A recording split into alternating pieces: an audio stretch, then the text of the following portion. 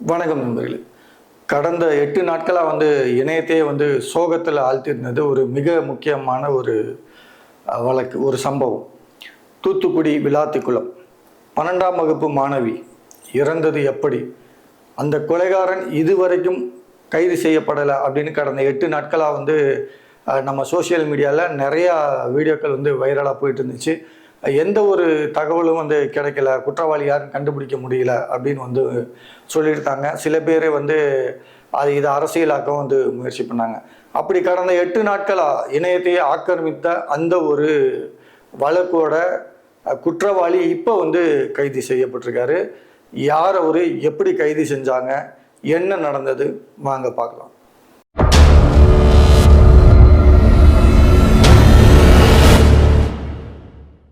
கடந்த மார்ச் 10ஆம் தேதி சம்பவம் நடந்த அன்னைக்கு தூத்துக்குடி விளாத்திக்குளத்தில் இருக்கக்கூடிய ஒரு பள்ளியில் படிக்கக்கூடிய ஒரு 12ஆம் வகுப்பு படிக்கும் மாணவி.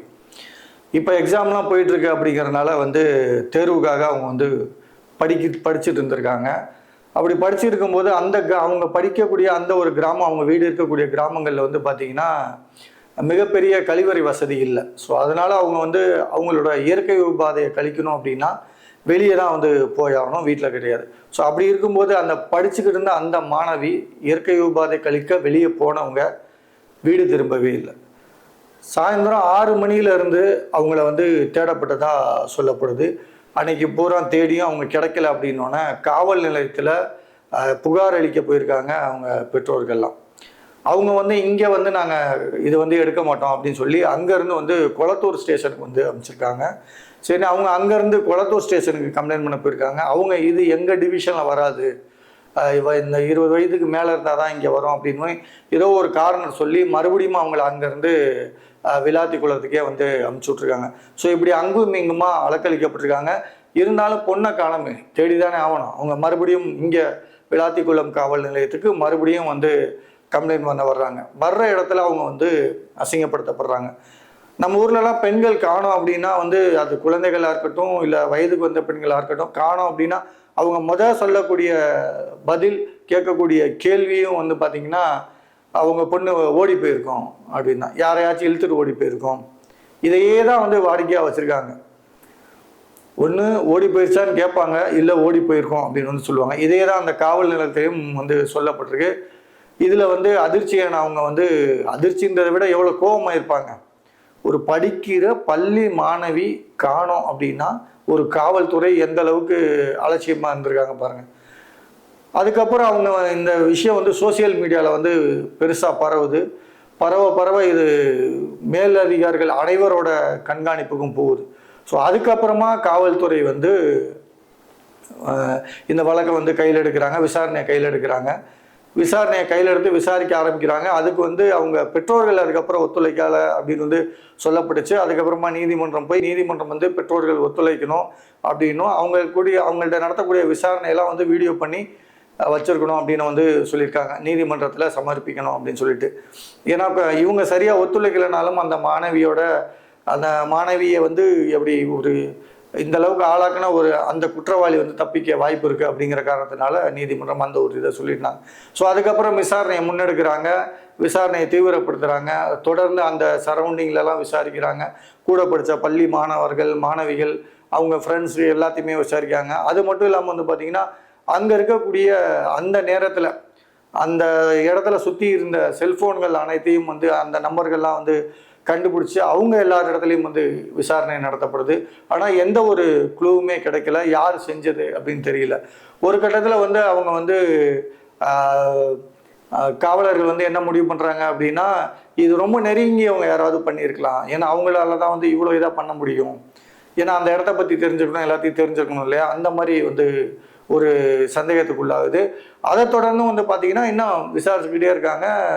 நிறையா பேர்கிட்ட விசாரித்து கடைசியாக ஒரு 25 பேரை லிஸ்ட் எடுக்கிறாங்க. அந்த 25 பேரை விசாரித்ததில் ஒரு 5 பேர் மேலே தீவிர சந்தேகம் வருது. ஸோ அந்த 5 பேரோட அந்த 5 பேர்கிட்டையும் விசாரணை நடத்துகிறாங்க.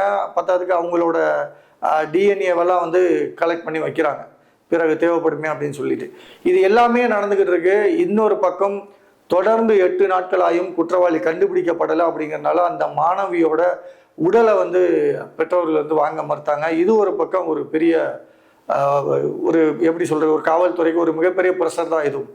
ஸோ இப்படி ரெண்டு பக்கமும், ஒரு பக்கம் காவல்துறை வந்து இங்கே இவங்க பொண்ணோட சடலத்தை வாங்கலை, இன்னொரு பக்கம் குற்றவாளியை கண்டுபிடிக்க முடியல. ஒரு மிகப்பெரிய கேள்விக்குறியாகவும் ஒரு எப்படி சொல்கிறது, ஒரு மிகப்பெரிய சூட்சமமாகவும் இருந்த இந்த ஒரு குற்றவாளியை கண்டுபிடிக்கிறது மிகப்பெரிய சவாலாக மாறுது போலீஸ்க்கு. அதை தொடர்ந்து வந்து பார்த்தீங்கன்னா இன்னைக்கு அந்த குற்றவாளி வந்து கைது செய்யப்பட்டிருக்காரு. அந்த பெற்றோர்களும் வந்து உடலை வாங்கியிருக்காங்க. ஏன் அப்படின்னா அந்த அவன் தான் குற்றவாளி அப்படின்னு நிரூபிக்கிறதுக்கான ஆதாரங்களும் வந்து கிடைச்சது அப்படிங்கிறதுனால அவங்க பெற்றோர்களும் வந்து அதை நம்பி அந்த பெண்ணோட சடலத்தை வாங்கிட்டாங்க. இப்போ அந்த குற்றவாளி யாரு அப்படிங்கிறத வந்து பார்க்கலாம். அந்த சம்பவம் நடந்த இடத்துல வந்து பார்த்தீங்கன்னா ஒரு இருசக்கர வாகனம் வந்து நிறுத்தப்பட்டிருக்கு. சந்தேகத்திற்கு இடமா இருந்த அந்த இருசக்கர வாகனத்தை வந்து காவல்துறை அதிகாரிகள் ஆய்வு பண்ணுறாங்க. அந்த நம்பரை வச்சு அது யார் என்ன அப்படின்னு வந்து விசாரிக்கிறாங்க. அந்த வண்டி யாரோடது, யார் பேரில் இருக்குது, எங்கே உள்ள வண்டி அப்படின்னு வந்து விசாரிக்கிறாங்க. இதை தொடர்ந்து அந்த வண்டிக்கு சொந்தக்காரர் ராமநாதபுரம் பார்த்திபனூரில் இருக்கிறவர் அப்படின்னு வந்து தெரிய வருது. அவர்கிட்ட போகிறாங்க. அங்கே வந்து அவர் வாகனத்தை காணோம் அப்படின்னு சொல்லி ஏற்கனவே வந்து கம்ப்ளைண்ட் பண்ணியிருக்காரு. ஸோ அப்போ வந்து இதுலேருந்து என்ன தெரிய வருது, அவங்க கிடைச்ச ஒரே ஒரு குழு அந்த வண்டி மட்டும்தான். பட் ஆனால் அந்த வண்டியும் வந்து ஏற்கனவே காணா போயிருக்கு அப்படின்னு வந்து கம்ப்ளைண்ட் ஆகிருக்கு. ஸோ இதுவும் அவங்களுக்கு ஒரு மிகப்பெரிய சுமையாக வந்து நிற்கிது. தொடர்ந்து அதிகாரிகள் விசாரிக்க ஆரம்பிக்கிறாங்க. அந்த வாகனம் எங்கெங்கெல்லாம் போயிருக்கு அப்படிங்கிற சிசிடிவியை வந்து முன்னெடுக்கிறாங்க. அந்த சிசிடிவி காட்சிகள் எல்லாத்தையும் வந்து ஆய்வு பண்ணுறாங்க. அப்படி ஆய்வு பண்ணையில் அந்த ஒரு இடத்துல இருக்கக்கூடிய சிசிடிவியில் வந்து அந்த சிசிடிவி காட்சியில் இந்த வாகனம் வந்து சிக்குது. அது எங்கே அப்படின்னா காற்றாலை. நீங்கள் ரோட்டில் போகும்போதெல்லாம் பார்த்துருப்பீங்க, இந்த பைபாஸை ஒட்டி மிகப்பெரிய ஒரு ஃபேன் மாதிரி பெருசாக சுற்றி இருக்கும் இல்லையா, அந்த காற்றாலை. நீங்கள் பார்த்துக்கிருக்க இந்த சிசிடிவி காட்சி தான் அது. இதை வச்சு மேலும் அந்த வண்டியை திருடினது யார், அந்த நபர் யார், எங்கேருந்து வந்தான் அப்படிங்கிற அடுத்த கட்ட விசாரணையை தொடங்குறாங்க. அப்போ தான் அந்த நபர் யார் அப்படின்னு தெரிய வரும்போது தான் அது ஒரு மிகப்பெரிய ஆச்சரியத்தை உண்டாக்குது காவல்துறைக்கு. அது வேற யாரும் இல்லைங்க, நீங்கள் ஃபோட்டோவில் பார்த்து இருக்க இந்த ஒரு நபர். நியாயமாக பார்த்தா இவனெல்லாம் வந்து எப்பயோ வந்து சோழியை முடிச்சிருக்கணும். ஆனால் வந்து விட்டதுனால இன்னைக்கு இன்னொரு உயிர் வந்து அநியாயமாக பறி போயிருக்கு. ஸோ இவர் யார் அப்படின்னு வந்து பார்ப்போம். ராமநாதபுரம் சாயல்குடியை சேர்ந்தவர். பேர் தர்ம முனீஸ்வர். பேரை பார்த்தீங்களா, தர்ம முனீஸ்வர் அப்படின்னு பேர் வச்சுருக்காங்க. யாருக்கு என்ன பேர் வைக்கிறதுன்னு தெரியாமல். ஸோ அப்படியாப்பட்ட இந்த ஒரு நபர் வந்து இதுக்கு முன்னாடி இவர் இதுதான் முதல் தடவை வந்து தவறு பண்ணுறாரா அப்படின்னு கேட்டால் இல்லை.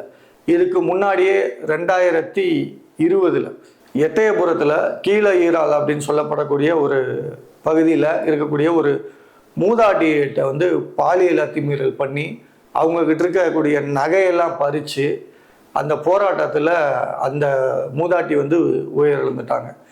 அதை தொடர்ந்து கைது செய்யப்பட்ட அவருக்கு வந்து ஆயுள் தண்டனை வந்து கொடுக்கப்பட்டிருக்கு. ஆயுள் தண்டனை கைதியாக இருந்தவர் மறுபடியும் மேல் அப்பீல் பண்ணி ஜாமீனில் வெளியே வந்திருக்கான். இது மட்டும் இல்லாமல் இவன் மேலே இன்னும் பல காவல் நிலையங்களில் வந்து வழக்கு இருக்கிறதா சொல்லப்படுது. இப்போது அந்த ஒரு விசாரணையும் போயிட்டுருக்கு. இவன் மேலே எங்கெங்கெல்லாம் கேஸ் இன்னும் இருக்குது அப்படிங்கிற ஒரு விஷயத்தை வந்து காவல்துறை வந்து இப்போது தேடிக்கிட்டு இருக்காங்க.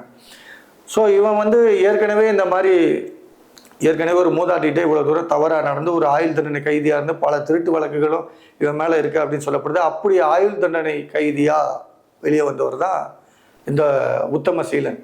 இந்த சிசிடிவி காட்சியை மட்டும் வச்சு கைது பண்ணிட முடியுமா அப்படின்னா கண்டிப்பாக முடியாது. ஏன்னா இன்னும் வந்து ஸ்ட்ராங்கான ஆதாரம் வேணும். அவன் என்னதான் ஏற்கனவே குற்றவாளியாக இருந்தாலும் இன்னும் வந்து ஆதாரங்கள் பலமாக வேணும். ஸோ அதை தொடர்ந்து இவன் எப்படி சிக்குனா அப்படின்னா அந்த மாணவியோட விரல் நகக்கண்ணில் இருக்கக்கூடிய சிறிய சதைகள், அந்த சண்டை போட்டப்போ அந்த கீறியிருப்பாங்க இல்லையா தன்னை காப்பாற்றிக்கிறதுக்கு, அப்போது அவங்க விரல் இடுக்கில் மாட்டின அந்த சதைகளை வச்சு ஏற்கனவே ஒரு 5 பேர்கிட்ட டிஎன்ஏ டெஸ்ட் எடுத்திருந்தாங்க இல்லையா, அதை தொடர்ந்து இவங்ககிட்டையும் அந்த டிஎன்ஏ டெஸ்ட்டை வந்து எடுத்திருக்காங்க. ஸோ பரிசோதனையில் இவனோடது தான் அந்த நகக்கண்ணில் இருந்த சதை அப்படின்னு வந்து நிரூபணம் ஆகுது. ஸோ அதை தொடர்ந்து இவன் தான் குற்றவாளி அப்படின்னு உறுதியாக காவல்துறை வந்து ஒரு முடிவெடுக்கிறாங்க. முடிவெடுத்து இப்போ அவனை வந்து கைது பண்ணியிருக்காங்க. ஸோ தொடர்ந்து இதை அடுத்து என்ன கட்டத்துக்கு போகுது அப்படின்னு பார்ப்போம். காவல்துறை அலட்சியமாக இல்லாமல் இருந்திருந்தால், அதை விட முக்கியமாக ஒரு ஆயுள் தண்டனை கைதிக்கு எப்படி மறுபடியும் ஜாமீன் கிடைச்சது? அவன் ஏற்கனவே குற்றவாளின்னு தெரிஞ்சும் அதுக்கப்புறமும் அவனுக்கு பெயில் கிடைக்குது அப்படிங்கிற ஒரு விஷயம் உண்மையாலுமே ரொம்ப கவலைப்பட வேண்டிய ஒரு விஷயமா இருக்குது. அதுக்கு வக்கீல்களும் ஆஜராகிறாங்க தவறு அப்படின்னு தெரிஞ்சுமே. ஸோ சட்டம் பணம் இருக்கிறவங்க எல்லாத்துக்கும் வளையும் அப்படிங்கிற பட்சத்தில் இந்த மாதிரி குற்றவாளிகள் கண்டிப்பாக தப்பிச்சுக்கிட்டே தான் இருப்பாங்க. இது மாதிரி தவறுகள் நடந்துக்கிட்டே தான் இருக்கும். ஸோ சட்டம் இன்னும் கடுமையாக்கப்படணும். குற்றவாளிகள் எந்த வகையிலும் வெளியே வராத அளவுக்கு சட்டங்கள் இன்னும் இயற்றப்பட்டு அதை நடைமுறைக்கு கொண்டு வரணும் அப்படிங்கிறது தான் நம்மளோட ஒரு தனிப்பட்ட கருத்து. நீங்கள் இதை பற்றி என்ன நினைக்கிறீங்க அப்படிங்கிறத கமெண்ட்டில் சொல்லுங்கள்.